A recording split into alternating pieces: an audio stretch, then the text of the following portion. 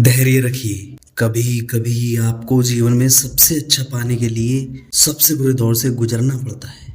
नमस्कार दोस्तों, बहुत स्वागत है आपका हमारे चैनल पर।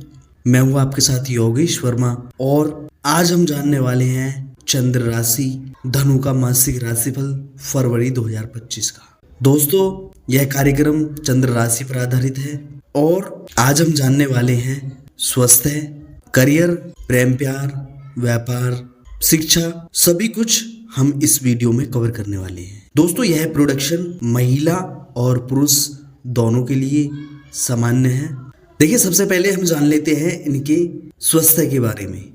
यह महीना स्वास्थ्य के दृष्टिकोण से थोड़ा कमजोर रहने की संभावना बन रही है, क्योंकि इस पूरे महीने आपकी राशि के स्वामी बृहस्पति महाराज छठे भाव में विराजमान रहेंगे, जो कि बीमारियों का भाव है। वह शुक्र की राशि में विराजमान रहेंगे। ऐसी स्थिति में स्वास्थ्य समस्याओं में बढ़ोतरी हो सकती है और आप शारीरिक रूप से परेशानी महसूस कर सकते हैं। तीसरे भाव में बैठे शनि महाराज पंचम भाव पर पूर्ण दृष्टि डालेंगे, जिससे पंचम भाव और छठे भाव से संबंधित समस्याएं बढ़ सकती हैं। यानी कि आपको पेट से जुड़ी समस्याएं, अपच, एसिडिटी, आमाशय जनित समस्याएं, पाचन तंत्र से जुड़ी समस्याएं परेशान कर सकती हैं। चौथे भाव में उच्च राशि के शुक्र के साथ राहु भी विराजमान है। इस परिस्थिति में आपको अपने भोजन और खान पान की आदतों में सुधार करना चाहिए, अन्यथा आप असंतुलित भोजन के कारण किसी पेट से जुड़ी बीमारी का शिकार हो सकते हैं और उसमें आपको धन भी खर्च करना पड़ सकता है। यदि आपको बार बार एसिडिटी की शिकायत हो रही है तो इसका तत्काल उपचार कराने पर ध्यान दें, जिससे आपको कोई बड़ी समस्या ना हो और आप अपने स्वास्थ्य को मजबूत बना पाएं। इस दौरान आलस से दूर रहें और नियमित व्यायाम करें। और दोस्तों, अब जान लेते हैं आपके करियर के बारे में। करियर के दृष्टिकोण से यह महीना आपके लिए उतार चढ़ाव से भरा रहने की संभावना है। दसम भाव में केतु महाराज पूरे महीने बने रहेंगे, जिससे काम में मन लगा रहना संभव नहीं होगा और इससे आपके कार्यों में उतार चढ़ाव की स्थिति बनेगी। छठे भाव में बृहस्पति महाराज विराजमान रहेंगे, जिससे बीच बीच में कुछ अच्छे समाचार मिलेंगे, लेकिन आपके विरोधी आपको परेशान कर सकते हैं, इसलिए आपको अपने काम पर पूरा ध्यान देना चाहिए। छठे भाव के स्वामी शुक्र महाराज चौथे भाव में उच्च राशि के होकर राहु और केतु के प्रभाव में होकर दसम भाव को देखेंगे और दसम भाव के स्वामी बुध महाराज कुंडली के दूसरे भाव में उपस्थित होंगे। इससे नौकरी में उतार चढ़ाव के बावजूद धन लाभ होगा और आपको आपके वरिष्ठ अधिकारियों का सानिध्य और उनका मार्गदर्शन प्राप्त होता रहेगा, जिससे नौकरी में स्थितियां उत्तम होंगी। जहां तक व्यापार करने वाले जातकों का सवाल है तो आपको व्यापार से लाभ तो होगा, लेकिन आपका मन व्यवहार अनुकूल न होने के कारण आपके व्यवसायिक साझेदारों से लड़ाई झगड़े की स्थिति बन सकती है, अथवा आप अपने कार्य क्षेत्र में साथ काम करने वाले लोगों से गुस्से से भरा व्यवहार कर सकते हैं, जो आपके व्यापार के लिए अनुकूल नहीं होगा। इसलिए आपको थोड़ी सी सावधानी रखनी चाहिए और सभी से प्रेम पूर्ण व्यवहार करना चाहिए। और दोस्तों, अब जान लेते हैं आपके प्रेम प्यार, विवाह, व्यक्तिगत संबंध के बारे में। यदि आप किसी प्रेम संबंध में हैं तो यह महीना आपके लिए कुछ कर दिखाने वाला होगा। पंचम भाव के स्वामी मंगल महाराज सप्तम भाव में विराजमान रहेंगे, जो आपको अपने प्रेम संबंध को मजबूत बनाने के लिए पराक्रम करने पर मजबूर करेंगे। इसलिए यदि आप अपने प्रियतम से विवाह करना चाहते हैं तो इस संबंध में आपको उनसे बातचीत करनी चाहिए। अच्छी बात यह है कि पंचम भाव के स्वामी मंगल का सप्तम भाव में बैठना प्रेम विवाह के योग बना सकता है। जो लोग अभी तक कुंवारे हैं उनको शादी की बात करने में सफलता मिल सकती है और विवाह संदर्भ में वह आगे बढ़ सकते हैं। शनि महाराज तीसरे भाव में बैठकर पंचम भाव को देखेंगे, जिससे रिश्तों के बीच बीच में कुछ तल्खियां भी बढ़ सकती हैं, लेकिन यह समय के साथ दूर भी हो जाएंगी। विवाहित जातकों की बात करें तो सप्तम भाव के स्वामी बुध महाराज दूसरे भाव में विराजमान हैं। ऐसी स्थिति में जीवन साथी परिवार के हित की बात करेंगे और परिवार में अपना योगदान देंगे, लेकिन सप्तम भाव में मंगल महाराज विराजमान रहेंगे, जिससे जीवन साथी के अंदर क्रोध की अधिकता रहेगी और इससे आपके आपसी संबंध बिगड़ सकते हैं। जीवन साथी को स्वास्थ्य समस्याएं भी परेशान कर सकती हैं, इसलिए आपको उनके स्वास्थ्य का ध्यान रखना चाहिए।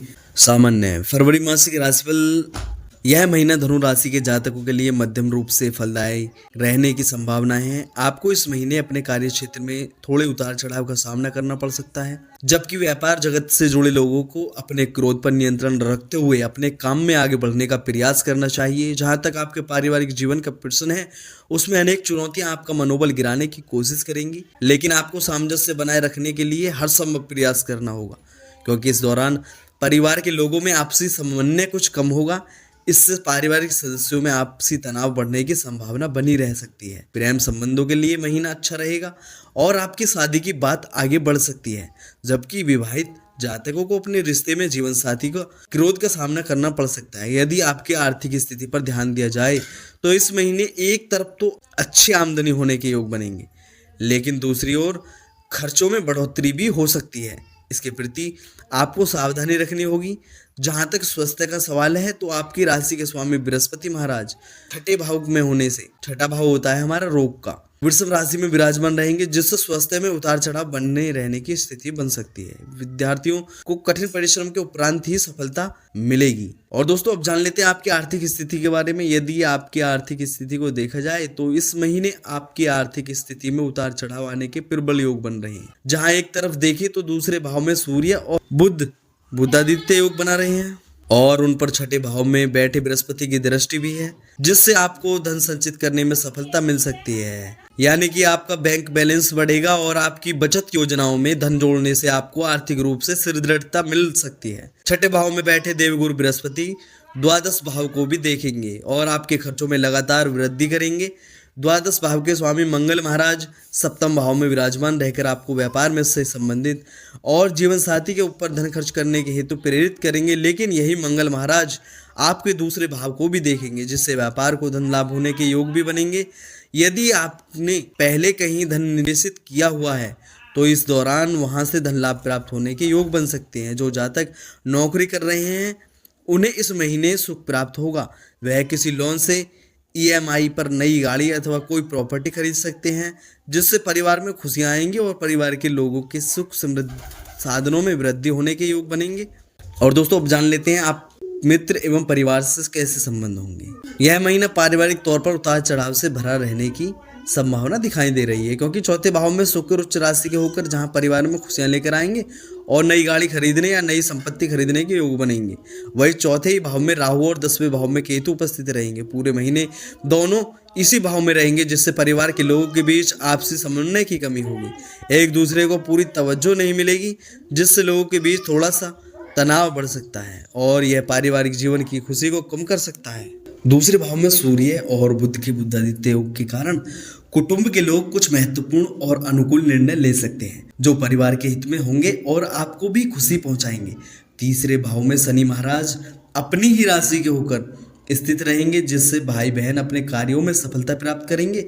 उनसे आपके संबंध मधुर रहेंगे। उनसे अच्छा व्यवहार करना ही आपको उनसे संबंध मधुर बनाए रखने में लाभदायक रहेगा। इसके अतिरिक्त सप्तम भाव में बैठे मंगल की दृष्टि भी दूसरे भाव पर होगी, इसलिए आपको अत्यधिक क्रोध आदि में आकर किसी से कुछ कहने से बचना चाहिए। देवगुरु बृहस्पति छठे भाव में बैठकर दूसरे भाव को देखेंगे, जिससे आपकी वाणी में गंभीरता आएगी और पारिवारिक निर्णय को लेने में आपको पूरी समझ प्राप्त होगी। और दोस्तों, अब अंत में जान लेते हैं क्या उपाय आपको करने चाहिए।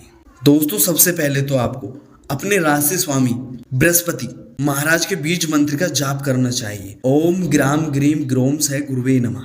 और दोस्तों, आपको हनुमान चालीसा का पाठ करना है डेली और सूर्य देव को अर्घ्य देना चाहिए। भगवान महाविष्णु की उपासना करनी चाहिए और जो आपके आराध्य देव हैं उनकी तो आप आराधना करते ही रहें। और दोस्तों, इन्हीं मंगल कामनाओं के साथ मैं लेना चाहूंगा इजाजत। और दोस्तों, बने रहिएगा हमारे साथ। राम राम दोस्तों।